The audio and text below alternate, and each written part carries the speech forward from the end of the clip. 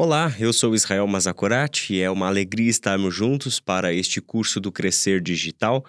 Este curso tem como título Prazer, meu nome é Bíblia e a nossa intenção é introduzir os assuntos que estão relacionados a este livro, a Palavra de Deus, a Bíblia Sagrada. Vamos fazer uma introdução ao mundo da Bíblia e a nossa intenção, pelos caminhos que nós vamos trilhar nesse curso, é fazer uma apresentação desse texto, tentando responder algumas perguntas que geralmente se fazem com relação à Bíblia, com relação à sua origem, com relação à sua confiabilidade, como também à sua utilidade, e ao mesmo tempo aproveitar essas questões para trazer algumas explicações necessárias sobre a Bíblia a partir da própria Bíblia. Ou seja, nosso ponto de partida vai ser perguntar para a Bíblia como ela se enxerga, como ela se define, como ela se coloca a serviço da vida, já que esta é a razão de ser das Escrituras Sagradas, palavra de Deus para nos orientar na vida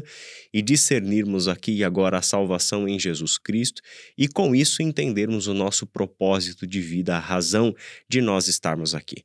Para a gente introduzir este nosso primeiro assunto, nos aproximando da Bíblia como palavra de Deus, eu gostaria de ler um texto que se encontra na carta de Paulo aos Romanos, capítulo 15, versículo 4, em que o apóstolo Paulo escreveu assim: Pois tudo o que foi escrito no passado foi escrito para nos ensinar, de forma que, por meio da perseverança e do bom ânimo procedentes das Escrituras, mantenhamos a nossa esperança.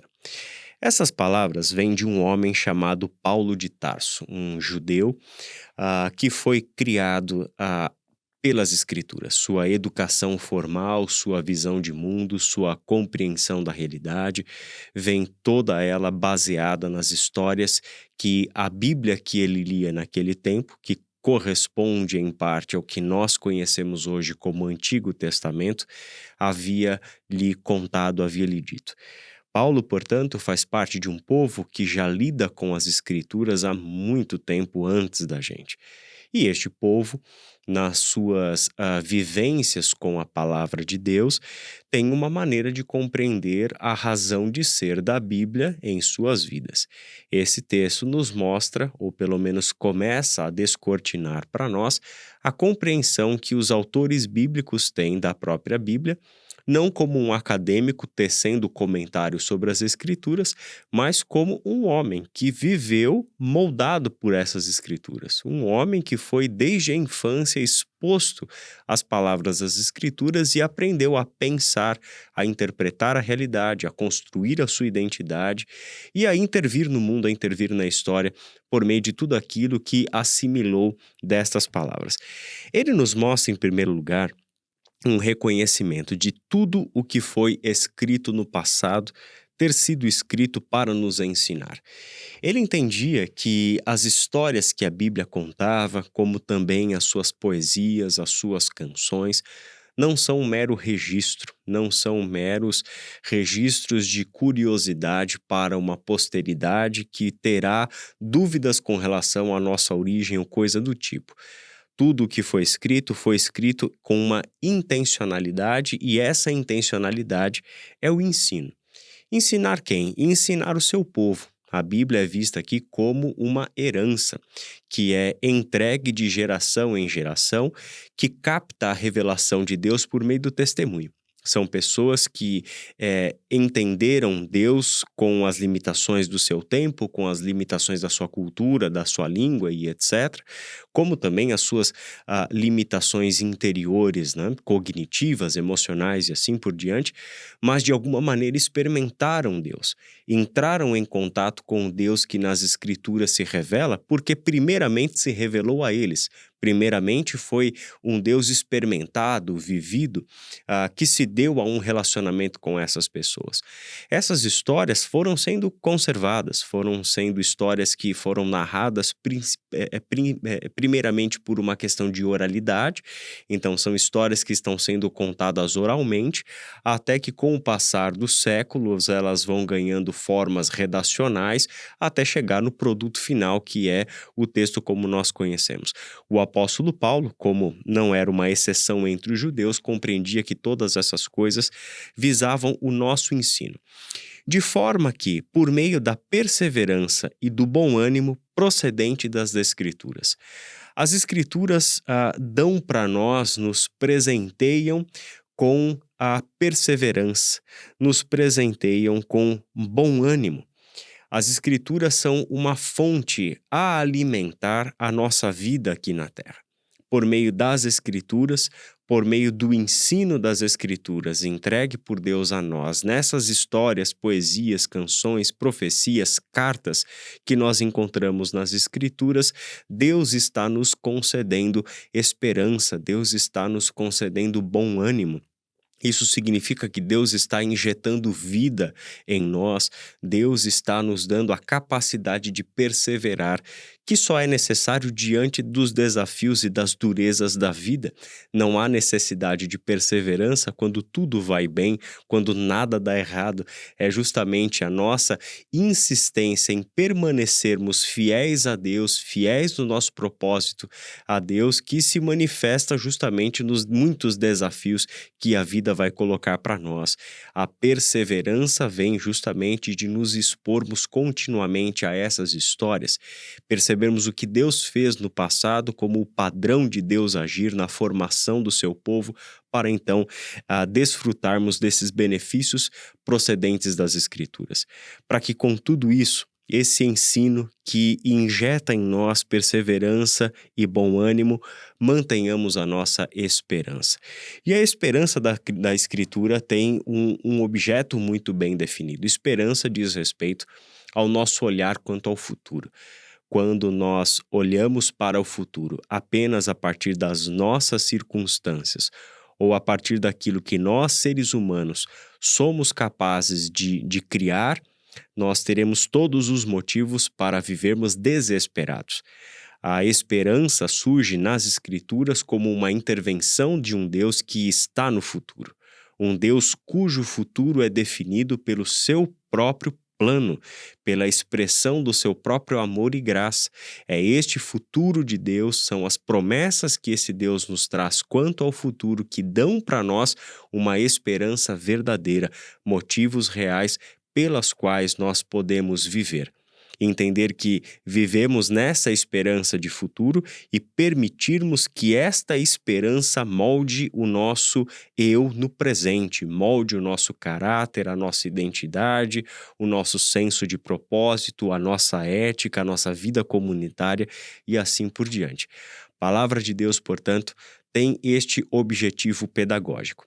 Isso faz com que a Bíblia já seja vista por nós não como um livro de informação. A Bíblia não é como um manual. E às vezes a gente ouve muito as pessoas dizerem isso. A Bíblia é o manual do fabricante. Eu não sei quem se deleita lendo um manual. Que prazer pode existir em ler um manual, um livro técnico, enfadonho, que a gente só recorre quando tudo que a gente faz, né, autonomamente ali deu errado, a gente vai para o manual para tentar alguma solução. Não compare a Bíblia com o manual, porque isso só vai te afastar da Bíblia. A Bíblia não é um manual do fabricante. Ela é, na verdade, a contação de histórias de um povo que testemunhou Deus e registra nessas páginas este testemunho. E este povo escreve o seu testemunho com a maior clareza possível, com a maior transparência possível, expondo o seu próprio coração, expondo os seus próprios erros, expondo os seus pecados, os seus defeitos. Esse povo faz isso nas Escrituras porque ele quer que nós vejamos que Deus se preocupa conosco, de que Deus vem nos procurar na história, de que Deus vem nos redimir da nossa condição humana e com isso nos levar para perto dele, a nossa fonte de vida e de sentido. É um povo que quer que as próximas gerações tenham experiências com Deus da mesma maneira como eles tiveram e encontraram o sentido da vida neste Deus por meio das histórias que este Deus levou esse povo a vivenciar. A Bíblia, portanto, é fruto disso, o testemunho que brota de um encontro entre o Deus que vem se revelar a nós, que vem nos buscar no tempo e na história, e como este povo foi vivenciando essas histórias com esse Deus. Portanto, esse é um dos textos iniciais de tremenda importância para nós acessarmos o mundo das Escrituras. Mas tem um outro que eu gostaria também de ler com você, que se encontra na segunda carta de Paulo a Timóteo, quando o apóstolo escreve essas palavras finais para o seu discípulo, agora já próximo da sua morte, deixando as suas últimas instruções, recomendações para Timóteo. Paulo julga necessário trazer algumas verdades já bastante conhecidas de Timóteo. Paulo, aqui na relação com Timóteo, não está trazendo nenhuma novidade, mas ele quer fazer um alerta, ele quer colocar algumas memórias e algumas verdades em evidência, como se ele tivesse com um grande marca-texto marcando algumas coisas ali que precisavam ser destacadas, e ele escreve o seguinte, segunda carta de Paulo a Timóteo, capítulo 3, no versículo 14 ao 17. Quanto a você, porém, permaneça nas coisas que aprendeu e das quais tem convicção, pois você sabe de quem o aprendeu. Porque desde criança você conhece as sagradas letras, que são capazes de torná-lo sábio para a salvação mediante a fé em Cristo Jesus. Toda a Escritura é inspirada por Deus e útil para o ensino, para a repreensão, para a correção e para a instrução na justiça, para que o homem de Deus seja apto e plenamente preparado para toda boa obra. Essas instruções do apóstolo Paulo são importantes para nós por alguns motivos. O primeiro deles é o que Paulo destaca para Timóteo como uma convicção que já estava nele, que é a vivência nas Sagradas Letras, o que ele está chamando de Sagradas Letras e o que ele chama de Escritura nesse texto aqui. Evidente que quando Paulo escreve essas palavras, os 27 livros do Novo Testamento ainda não estão reunidos, compondo o que hoje chamamos de Novo Testamento. Quando Paulo escreve sobre sagradas letras e sobre escritura, ele se refere ao que nós conhecemos hoje em nossas Bíblias por Antigo Testamento. E ele tem, portanto, uma visão muito clara sobre a função, a origem do Antigo Testamento, a origem das Escrituras, que agora, evidentemente, estendemos essas palavras de Paulo também para as palavras do Novo Testamento, mas ele fala sobre a origem dessas Escrituras, ele fala sobre a função dessas Escrituras e a confiabilidade dessas Escrituras. Olha que interessante. Quando ele fala da origem, ele nos mostra que toda a Escritura é inspirada por Deus. Aqui, a palavra utilizada por Paulo em grego é theopneustos, que significa o sopro divino. Na Escritura, você é capaz de reconhecer um sopro divino, o Espírito de Deus por trás destas palavras. A Escritura, portanto, tem uma primeira origem, e esta origem é uma origem divina. Nós estamos dizendo com isso que a vontade da Escritura, a palavra que está aqui registrada, as histórias que aqui foram contadas, as poesias que aqui entraram, tudo isso faz parte de um grande projeto divino, cujo autor primeiro é o próprio Deus. Agora, Deus não escreveu à mão a Escritura, Deus não levou pessoas a um processo mediúnico para que esses textos viessem à realidade. Deus fez isso por meio de palavras humanas. Ela é sagradas letras, ela é Escritura. Essa Bíblia aqui é uma Bíblia antiga, eu já não tenho mais a capa original dela, ela me acompanha desde a minha adolescência. Quando a capa se estragou, eu encomendei a reforma dela e uma capa nova. Mas logo aqui na primeira página, porque isso ficava logo na capa e algumas Bíblias trazem isso, a gente tem a expressão Bíblia Sagrada. Quando a gente fala de Bíblia Sagrada, nós estamos fazendo um resumo de como nós cristãos entendemos esse livro, o que ele é para nós. A primeira palavra é Bíblia, que vem do grego ta biblia, que significa os livros, é uma palavra plural no seu original, e se refere, portanto, a esse aspecto mais físico, mais material, visível, tangível da Bíblia para nós. A Bíblia é texto, como qualquer outro texto. A Bíblia passou por um processo redacional, a Bíblia, para chegar até nós, passou por inúmeras e inúmeras, incontáveis, na verdade, cópias manuais de texto.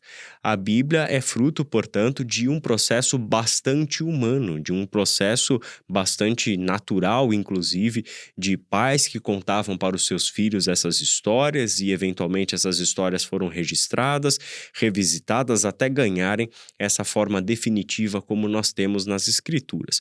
Quando a gente fala da Bíblia como livro, nós estamos levando em consideração todos os aspectos humanos que estão envolvidos na construção desse texto. Quais são eles? Primeiro deles e mais óbvio é língua.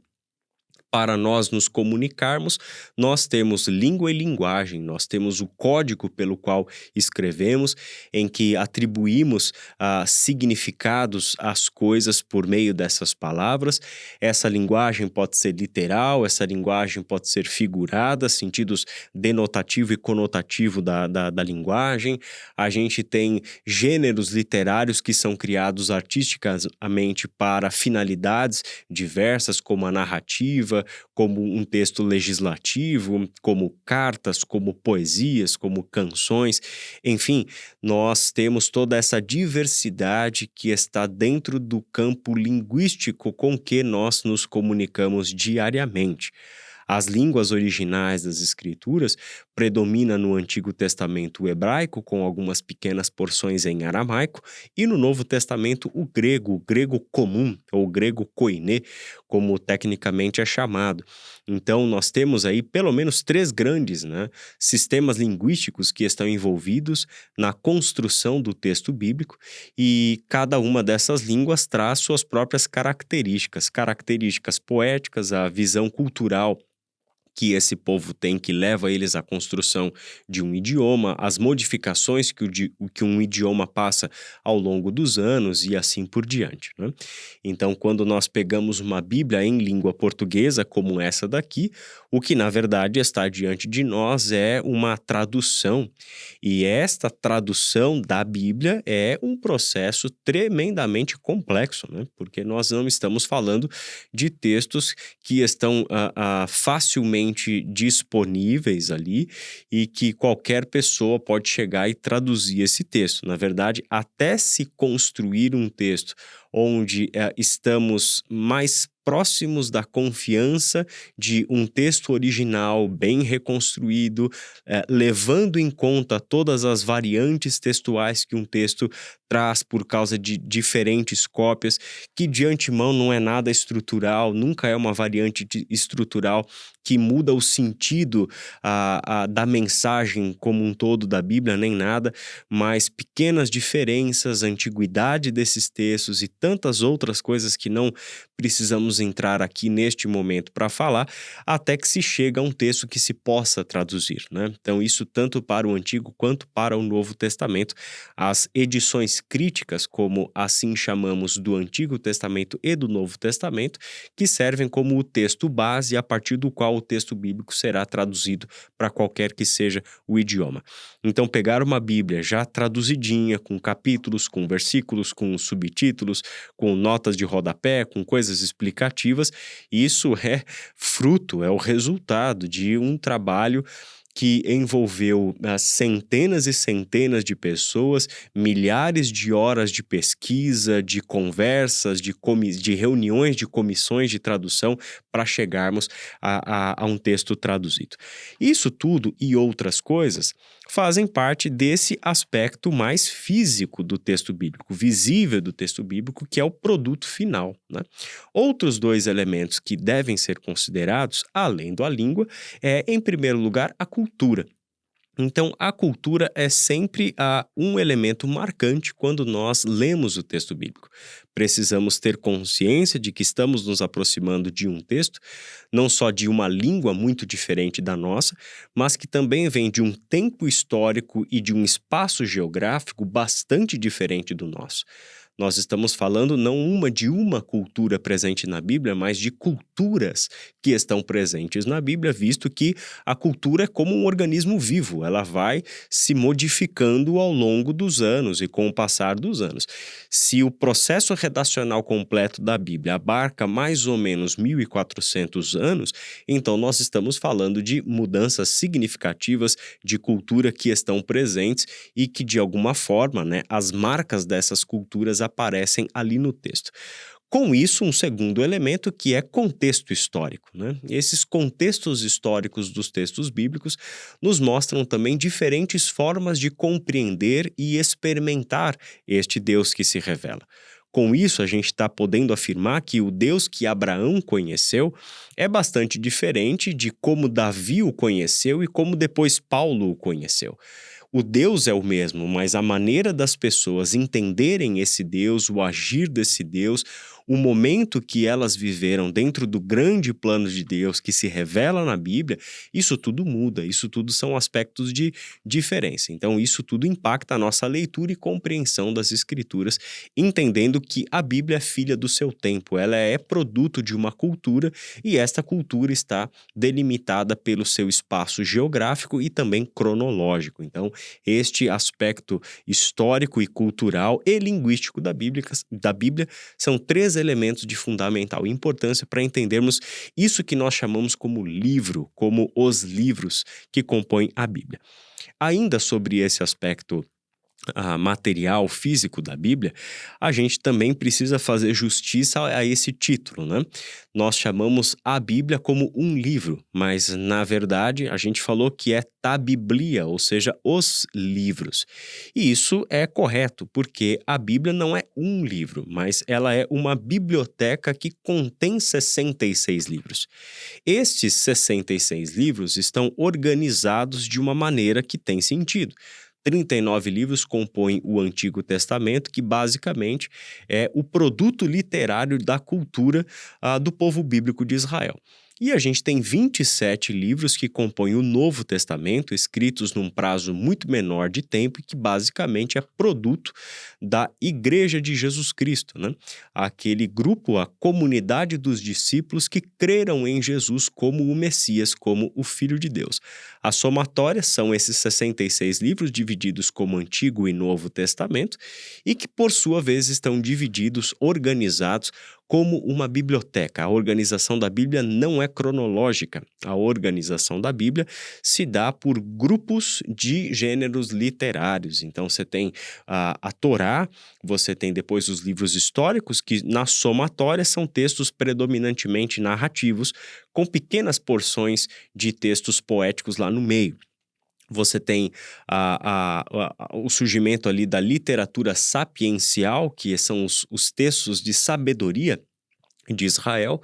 Você tem os textos proféticos, que se dividem lá entre profetas maiores e menores, e aí você chega no Novo Testamento, que tem uma primeira seção também narrativa de 5 livros, né, os 4 evangelhos e o livro de Atos dos Apóstolos, e dali para frente cartas, epístolas escritas para as igrejas ou para indivíduos ali no tempo do primeiro século da nossa era cristã.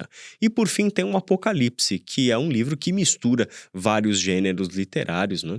Ali você tem textos proféticos muito semelhantes ao Antigo Testamento, você tem apocalíptica judaica, uma literatura não tão comum dentro da Bíblia, que só aparece no Apocalipse e no livro de Daniel do Antigo Testamento, e você tem também epístolas, você tem 7 cartas dentro do livro do Apocalipse, que tecnicamente é um livro híbrido no que diz respeito ao seu gênero literário.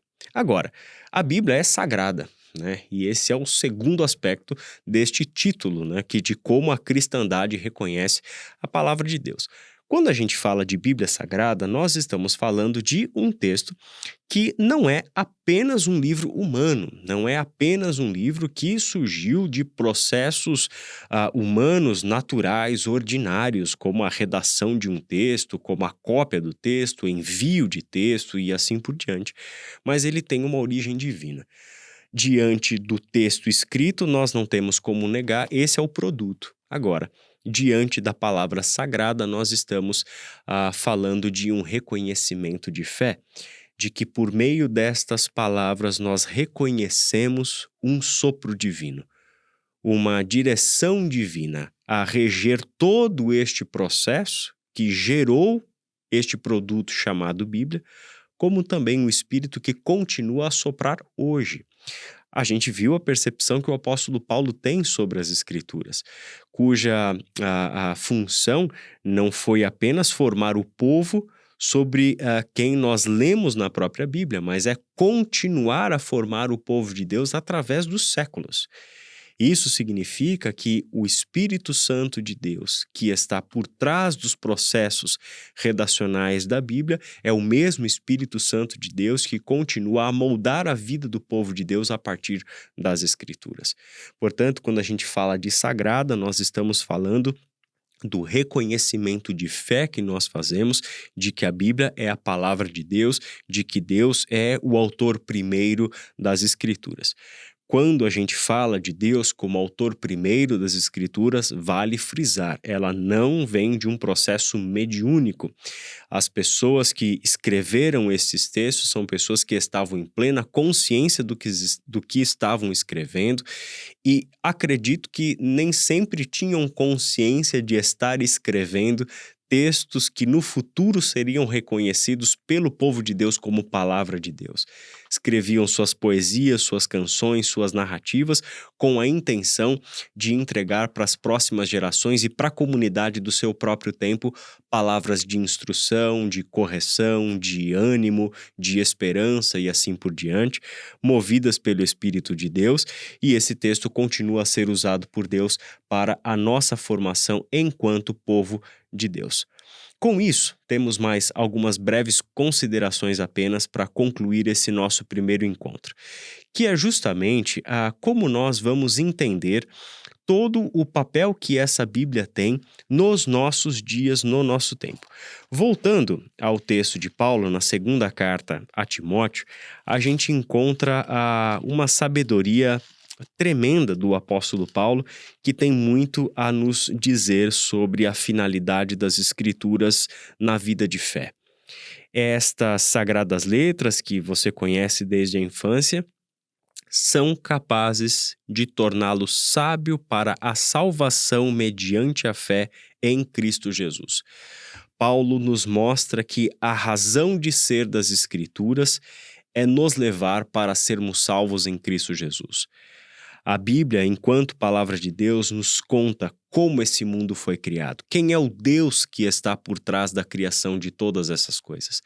Qual é o propósito de Deus para tudo isso? E ela nos conta uma história maravilhosa, linda, emocionante do Deus que cria expressando o seu próprio ser. Ali, na criação de tudo que existe, nós temos um Deus, a origem criacional de todas as coisas, sem o qual nós não compreendemos quem é o ser humano.